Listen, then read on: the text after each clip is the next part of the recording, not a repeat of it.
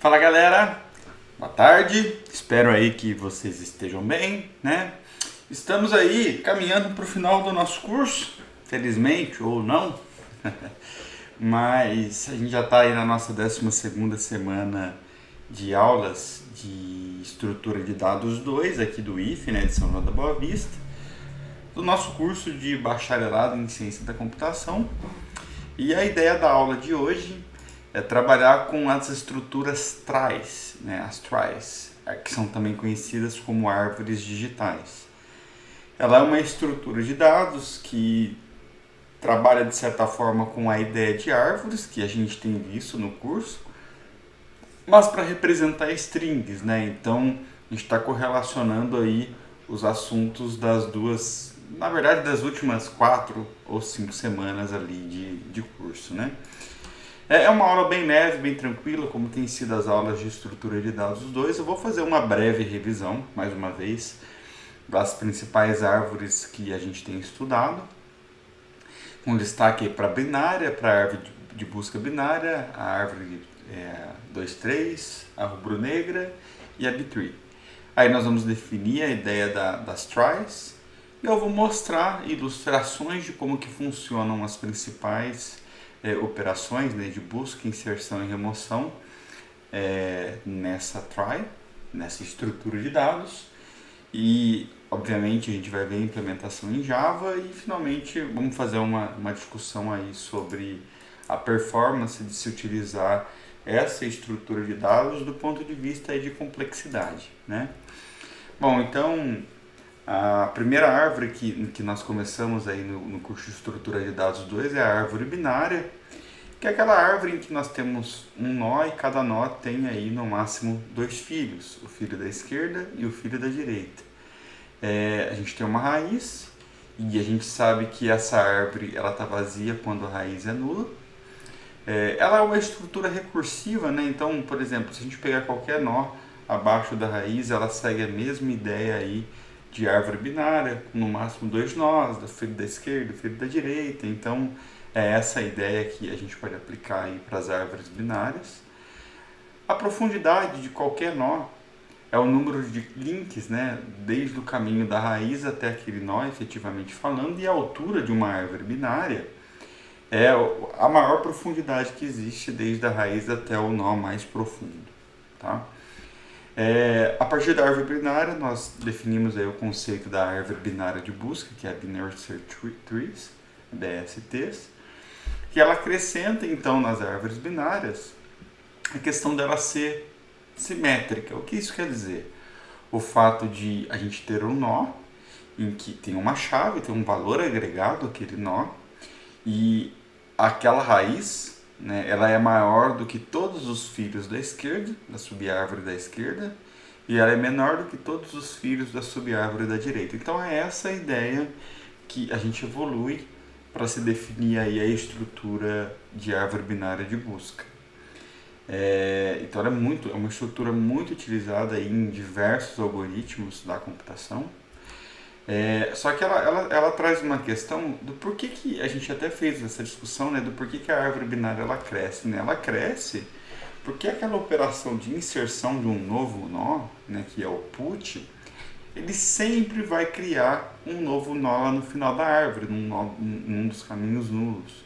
Então ele vai estar sempre aumentando a altura da árvore, a profundidade da árvore. E aí a solução que nós discutimos é conseguir associar uma chave a mais a cada nó. Então a gente poderia trabalhar aí com estruturas que antes elas eram apenas binárias e agora ela poderia ser binária ou ternária. Então foi quando a gente criou o conceito de existir um trinode, né? Então quando a gente tem 2 valores associados a um determinado nó, e ele é trinode porque ele passou a ter 3 links, né? Os links à esquerda, que são menores, links entre os valores, e um link para a subárvore que tem valores maiores, que é a direita, né? Sendo que o two-node é aquele nó que a gente já conhece da árvore normal, porque são árvores que têm no máximo 2 filhos. Tudo bem?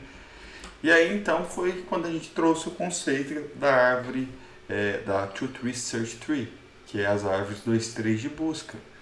que ela pode ser uma árvore binária, mas pode ser composta por esses dois tipos de nós, os two-nodes e os trinodes, né? E essa árvore, ela é perfeitamente balanceada, o que significa que toda vez que a gente for inserir um novo nó nessa estrutura, existe um balanceamento de tal forma que a gente consiga manter todas as folhas no mesmo nível, ou todos os nós nulos no mesmo nível. Isso facilita muito a busca, né? Passa-se a ter uma operação de busca mais rápida. A gente não vai ter aquele crescimento desbalanceado que as BSTs, né, que são as árvores binárias de busca, têm. Então, essa árvore veio exatamente para ajudar nessa questão que a gente estava discutindo. O maior problema é que representar uma estrutura de dados implementando ela, independente da linguagem que tem esse conceito, é muito complicado. Porque se vocês se recordarem, no momento que a gente faz inserções, a gente vai criar um for node temporário ali naquela árvore para depois fazer o balanceamento. Então foi quando a gente aprendeu a árvore binária rubro-negra, ou Red-Black BST, né? Que ela é uma árvore binária que simula uma árvore 2-3 de busca. E cada nó duplo, né, que é aquele tree node de uma árvore 2-3, ela é representada por dois nós simples que tem um link rubro entre eles, né? E a gente conhece, a gente tem pela literatura aí um apelido para essas BSTs rubro-negras como sendo esquerdistas, porque o link rubro-negro sempre tende à esquerda e o maior entre as duas chaves está sempre na raiz. Então aqui a gente tem uma simetria quanto à representação de um trinode de uma árvore 2-3, que era a B, com a subárvore da esquerda, entre os valores e a direita, e aí a gente passa a representar ela aqui na árvore rubro-negra como BA. Então, para representar esse trinode, a gente representa ele com um link, né, rubro, sendo que o maior valor entre eles fica na raiz, e aí os filhos aqui a gente balanceia eles de tal forma que representem aí a ideia de uma BST. Então aqui a gente tem um exemplo real, né, quanto à situação. A gente chama aí que os links vermelhos são como se fossem colas, né? Então se a gente representar eles nas horizontais, a gente passa a ter a representação de uma Red Black BST de uma 2-3 de busca, né? Bom, eu acho que quanto à revisão aí das árvores rubro-negras tá ok. Aí a gente aprendeu por último as árvores bitrees, né? As árvores Bs, que são estruturas que a gente utilizou para representar tabelas de símbolos. A gente já começou a trabalhar a estrutura de árvore para representar aí strings, de certa forma, né? Que são muito grandes.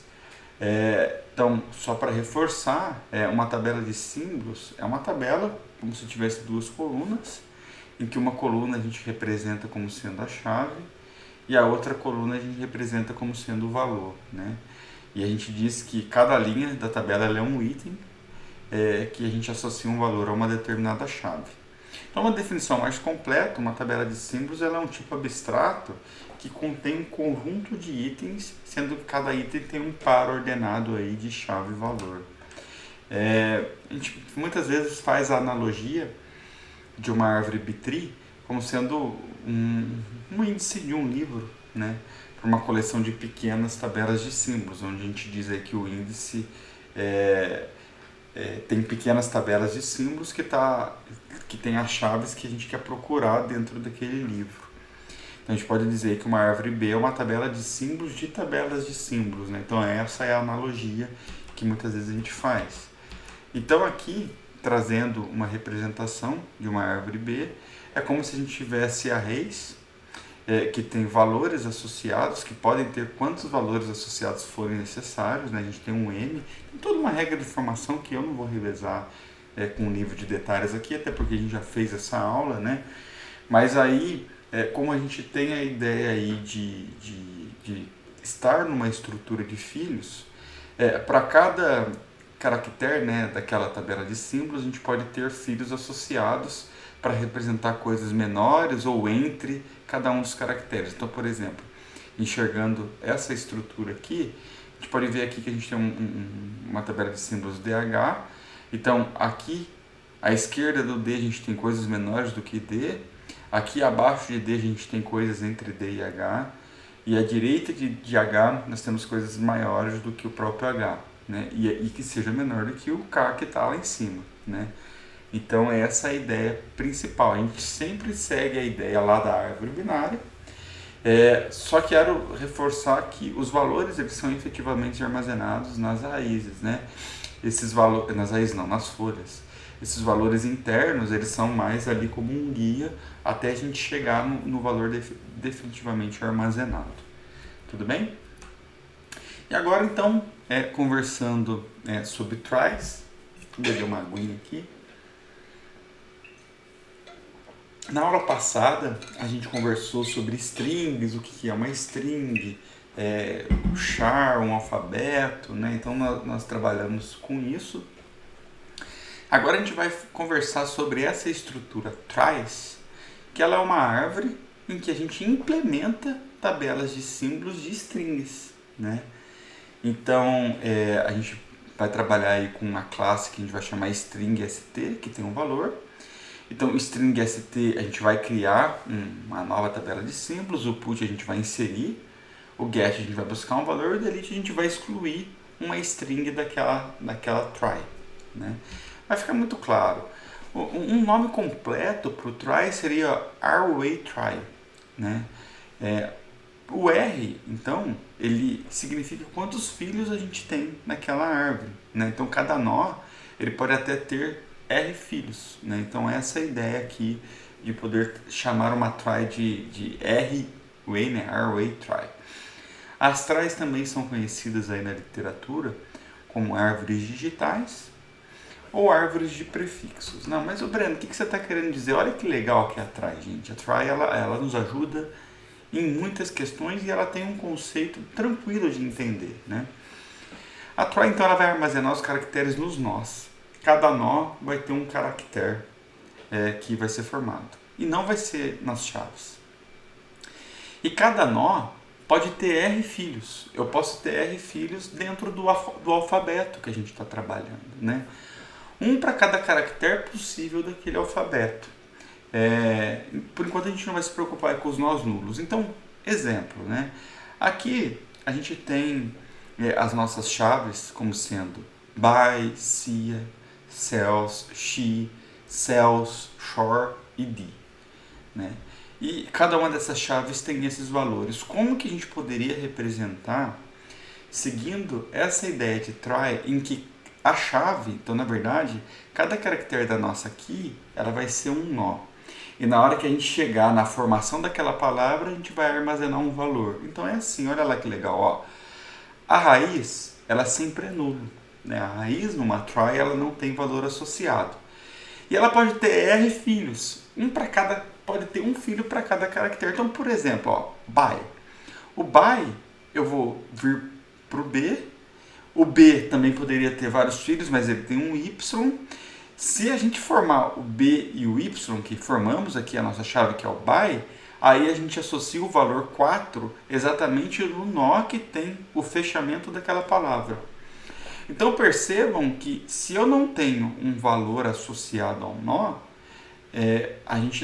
ela não é uma palavra definida dentro daquela try, né? Ela não é uma tabela de símbolos definida na try. Agora, se a gente tiver um valor, ele é. Então, por exemplo, olha, um outro. Cia. S-E-A. Eu tenho o valor 6. Agora, cells. S, eu aproveito o mesmo E, só que ele não vai para o A, ele vai para o L, outro L e o S, eu tenho 1. Poderia ser só cell, por exemplo, mas o cell, ele não está aqui, né? Ele não é uma palavra. Então percebam que eu não tenho um valor associado a esse nó. Isso é uma informação muito importante para a gente.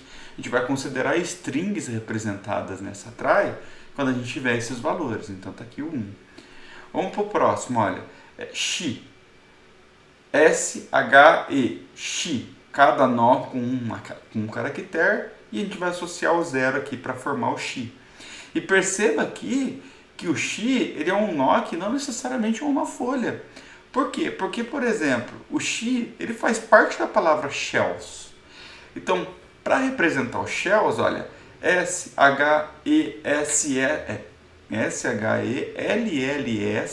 e aí a gente associa o 3. Então, assim, a gente consegue aproveitar a palavra que já existia, o X, e quebrando aqui, colocando outros nós, até ter a formação da palavra shells. E aí sim, no último nó que finaliza aquela string, a gente representa aqui com o nosso valor 3. Aí temos aqui um outro, ó, shore. SH, aproveitando, ORE. Temos o 7 associado e o D, né? THE com o valor 5 associado. Então, a representação da try, usando, né, vamos revisar aqui a ideia. Usando a ideia de uma árvore, em que nós vamos representar várias strings. Cada um dos nós vai ser um caractere. Então, cada nó pode ter R filhos, sendo que R pertence ao alfabeto daquelas strings que a gente está formando. No nosso caso aqui, a gente está trabalhando com Unicode, vamos pensar aí com 256 caracteres. E todas as palavras, todas as strings que a gente quiser representar na nossa try, que faz parte ali das inserções que a gente está trabalhando, tem um valor associado. E esse valor associado, ele vai representar, vai estar sempre associado ao último nó que forma aquela palavra. Então é dessa forma que a gente trabalha com a try, né? Então, olha lá, algumas informações importantes, né, sobre a try. As chaves, elas não são armazenadas explicitamente. Elas ficam codificadas nos caminhos que começam na raiz. Então, by, BA, então o caminho vai para o B, depois para o Y. Então, é isso que ele está querendo dizer aqui, né? Todos os prefixos de chaves estão representados nas tries, ainda que alguns prefixos não sejam chaves, né? Isso aqui é muito legal, sabe aquela parada de você pesquisar e querer ver tudo que eu tenho? Por exemplo, se eu escrever SH, ele já poderia me dar sugestões de alfabeto. Olha, eu tenho aqui o shells e o shore, né? Então a try ela é usada exatamente para esse tipo de aplicação. Se eu colocar só essa, ela poderia apresentar como sugestão SIA, shells, cell, shells, shore, né? Então essa seria a ideia. Os links da estrutura correspondem aos caracteres e não às chaves, né? Tá claro isso. Então nas figuras, o caractere escrito dentro de um nó é o caractere do link que entra naquele nó, né? Então só para a gente definir aí algumas questões. Então ao descer da raiz até um determinado nó x, soletramos uma string, né? Então conforme a gente vai caminhando, a gente vai soletrando uma string S. Muitas vezes a gente diz que S leva ao nó x, ou também podemos dizer que o nó x é localizado pela string S, né? O nó localizado pela string vazia é a root. Então o root, que é a nossa raiz aqui da try, ela representa o null ali, né? Não o null como palavra, mas o null como vazio. E a string leva a um nó x, ela é a chave se somente... A string que leva a um determinado nó, ela é chave se somente seu valor daquele x for diferente de null, né? Que é quando a gente associa aqui esses valores aqui aos determinados nós. Então todos esses nós aqui que não tem o valor associado, eles não são chaves ali, né? Então subtries, né? A gente pode perceber que a try ela tem aí uma ideia de recursividade, né? Ela continua tendo cada nó interno ali como sendo definido como try, que aqui eu estou chamando aqui de subtry, né? Então subtries é cada nó x de uma try que é a raiz de uma subtry daquele x, né? Bom, então agora para a gente entender como funcionam as três operações principais, né? De busca, de inserção e de exclusão. É bem tranquilo, né? No caso da busca, nós temos aí que seguir os links correspondentes a cada caractere da chave. E aí a gente vai falar que a gente teve sucesso na busca, ou seja, teve aí um search hit, se quando a gente parar na último caractere daquele string que a gente está buscando, o nó terminar num valor que não seja nulo, né? Ele tem um valor associado, que é o que eu estava conversando. Agora, vai ser um erro de pesquisa, ou o que a gente chama aqui de search miss, quando ele alcançar um nó que tem um valor nulo, né? Ele não encontrou. Né? Então, exemplo, né? Então, se a gente der um get com a string shells, ele vai vir, ele vai caminhar a partir da raiz, olha, cadê o S? Ah, tá aqui. Agora a próxima aqui é o H. Tem o H? Tenho, tá aqui. Tem o E? Tenho, tá aqui. Tem o S? Tenho, tá aqui. Tem o S? Tenho, tá aqui. L não, S não, L, L. Agora tem o S? Tenho, tá aqui. É o último caractere da minha string? Eu tenho um valor associado? Tenho, retorno 3. Então é isso que o get nos dá. O get, ele retorna esse valor associado ao último caractere conforme a gente vai percorrer na nossa try, tá? Outro exemplo, mas um exemplo em que a gente vai conseguir encontrar a palavra, no caso aqui a gente está dando um get she, e o she ele não é uma folha, né? Então isso não é problema, né? A try ela não determina strings apenas com nós folhas, né? Ela pode ter valores associados em nós internos. Então é o que a gente está representando aqui, ó. S, H, E. Bati num nó que tem um valor, bateu. Então você retorna o valor, que no caso aqui é 0. Então, search hit. Conseguimos encontrar a palavra. Ela é uma palavra armazenada naquela try. Exemplo de um search miss, quando a gente não encontrar a palavra, o shell. O shell, vamos ver se a gente encontra o shell. O shell, ele S-H-E-L-L. Beleza. Eu tenho a palavra formada na minha try. Tenho ela, mas pode acontecer daquela palavra não estar sendo necessária de armazenar naquela try que a gente quer. Eu não guardei shell na minha try. Então notem que a gente não tem valor associado nenhum. Se isso acontecer, a gente retorna nulo, que significa que a gente não encontrou. Um outro caso de search miss é quando a gente não tem nem a palavra formada, então tampouco a gente vai ter um valor associado. Por exemplo, shelter. Então, S-H-E-L, aí aqui eu teria que ir para um T, mas notem que o único filho em L que eu tenho é um outro L. E como eu já encontrei aqui não encontrei um T, eu já posso retornar um nudo para falar que shelter não faz parte da minha try. Então é dessa forma que a gente faz as buscas aí em tries. Então, muito tranquilo, né? Bem tranquilo trabalhar aí com try. E a inserção, né? A inserção, basta a gente seguir os links correspondentes de cada caractere de uma chave que a gente quer formar. Se a gente encontrar um nó nulo e ainda a gente tenha caracteres naquela string que a gente quer inserir, a gente vai criando um novo nó e vai associando o valor daquele caractere até a gente formar a palavra completa. Então vamos lá, olha aqui, por exemplo, shore. Vamos supor que a gente tinha uma try que tinha o by, ele tem o she, shells e shells e o d. E agora a gente quer inserir o shore. Então ele vai vir aqui, ó. Tem o S, tem o caminho. Tem o H, tem o caminho. Tem o O, não tem. Crio um nó e associo. Tem o R no O? Não tenho. Crio o nó e associo o R. Tem o E no R? Não tenho. Crio o E e associo o E. Acabou a palavra? Acabou. Aí eu crio a chave aqui, determino o valor dela, como sendo 7, que foi o valor passado pelo put. Então é bem tranquilo a forma como a gente faz inserção, né? Então aqui eu tenho um exemplo de uma construção de uma try com várias inserções, né? Então vamos pegar aqui a ideia, ó. Antigamente a gente só tinha o zero, né? Na verdade um nó raiz, né? Que é nulo. E aí a primeira que a gente quer inserir é o she. Então ele vai criar tudo, ó. S-H-E e colocamos o zero como valor do E. Aí a partir desse, a gente quer inserir o cells. Então, a gente vai ter o S, aí o E não tinha, L não tem no E, L não tem no E, S não tem no L. Chegamos no último caractere, associamos o valor 1. Agora o próximo vai ser o SIA.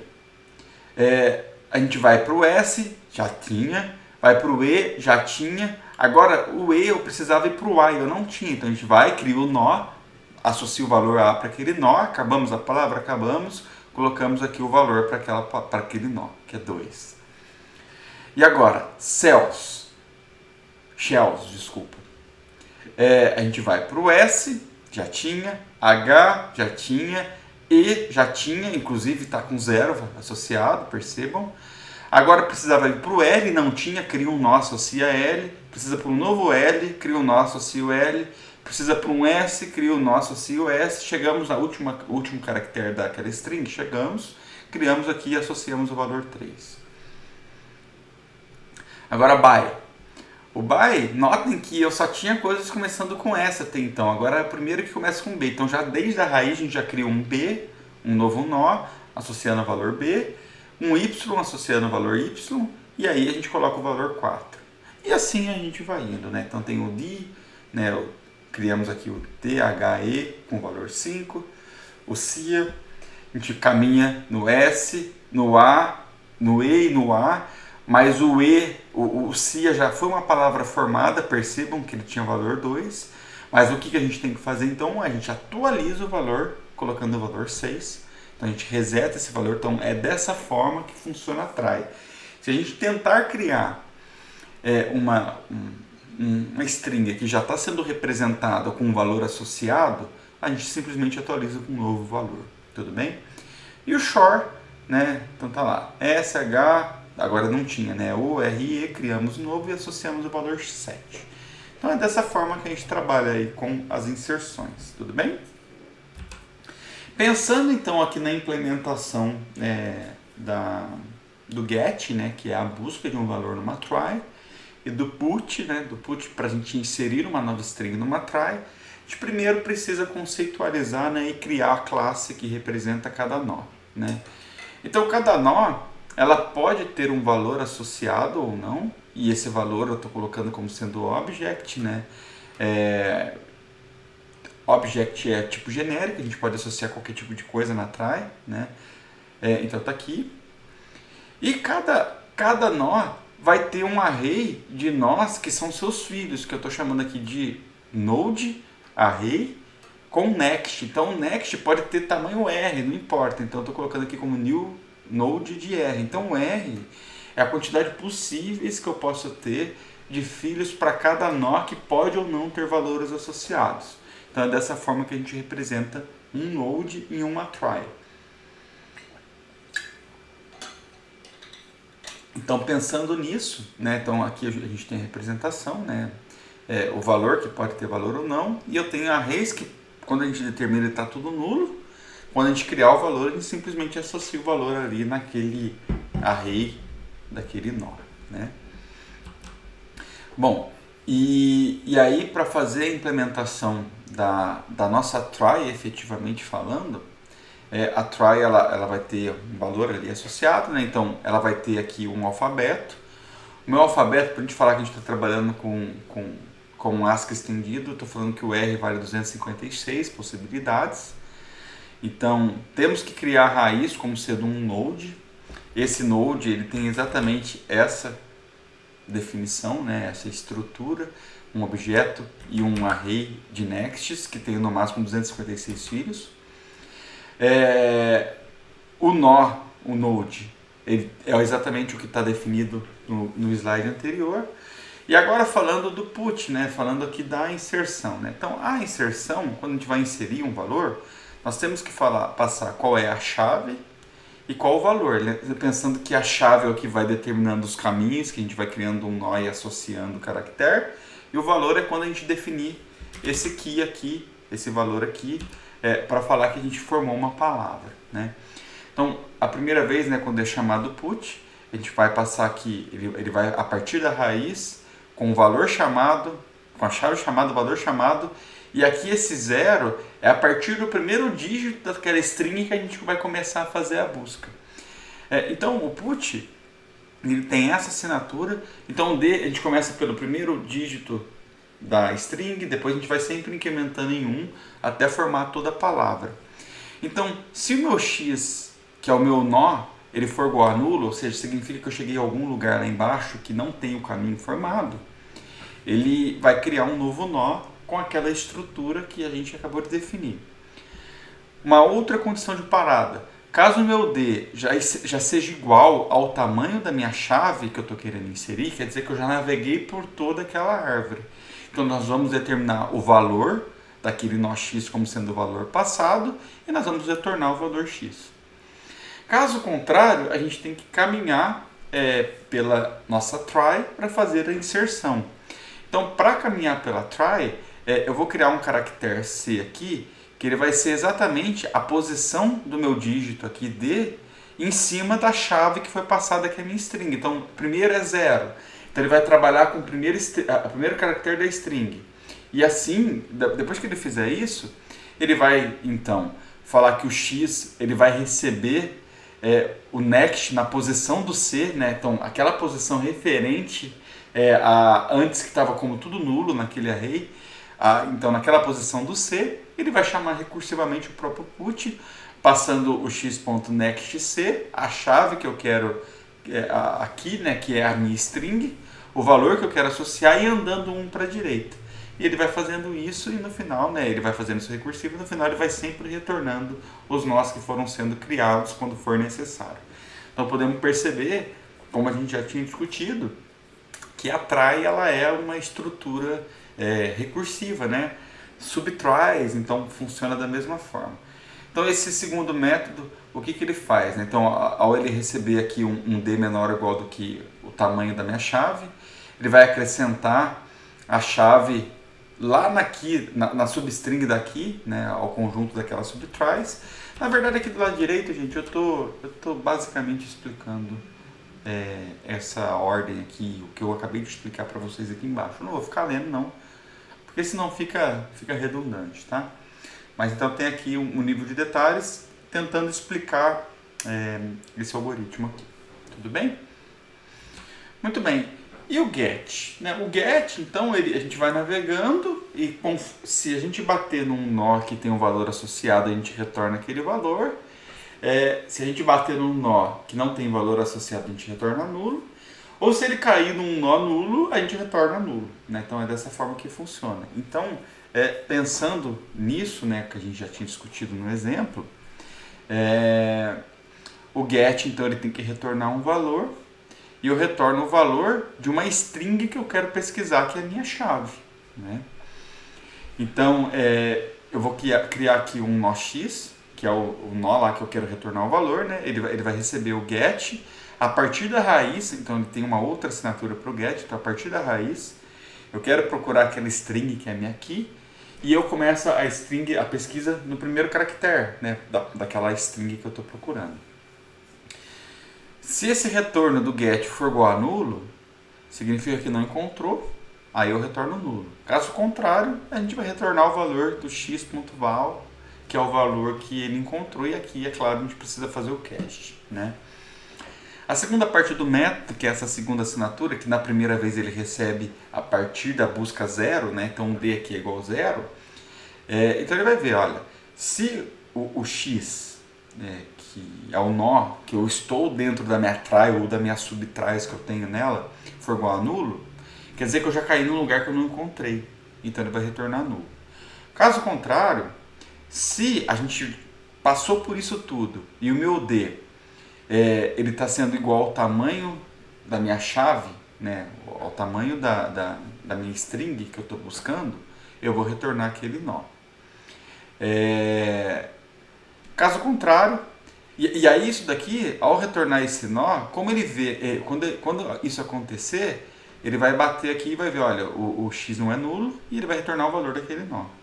Caso contrário, a gente tem que definir a regra de navegação. Então, para definir a regra de navegação, a gente vai usar mais uma vez o método charret, a partir do dígito D, né, para a gente saber em qual posição daquele array do meu nó x que eu vou fazer a pesquisa para chamar o get recursivamente, passando o próprio string key e sempre andando uma posição para a direita do D para a gente continuar formando a palavra daquele key que é a palavra buscada.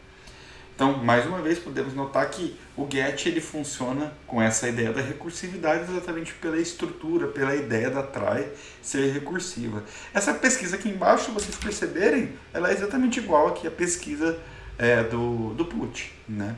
O que muda aqui é a formação, né? Aqui a gente está criando novos nós para inserir e aqui a gente está retornando se encontrou ou não um nó. Essa explicação ela está aqui também, mais uma vez, à direita, né? Então depois vocês dão uma lida aí para complementar a aula. E finalmente, chegando aqui na última operação, que é a operação de exclusão, a exclusão de uma try, ela tem um detalhe que eu até estou preferindo mostrar para vocês. Nas últimas aulas eu deixei para vocês tentarem propor, né, pensar em alternativas, porque a gente tem que fazer um ajuste na nossa árvore, né? Então, para excluir uma determinada chave, por exemplo, a gente quer excluir aqui, a gente vai dar um delete em shells, né? A gente vai fazer a pesquisa para formar os shells, então ele vai bater num nó que tem um valor.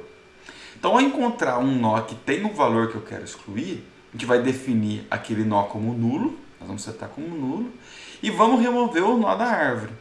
Só que a gente tem que continuar removendo até a gente bater em algum nó que tenha valor. Então, notem, setei como nulo aqui o S e excluí da árvore. Aí voltei para o nó anterior. O L tem valor associado? Não tem, então não faz sentido deixar esse lixo na árvore. Excluo. Veio para cá. O L tem valor associado? Não tem, olha lá. Excluo, volta. Agora, o E tem um valor associado, porque a gente tem nessa track representando a palavra X. Então, a partir disso, voltando até a raiz, a gente não faz exclusão, porque essa palavra é uma palavra importante dentro da formação dessa try.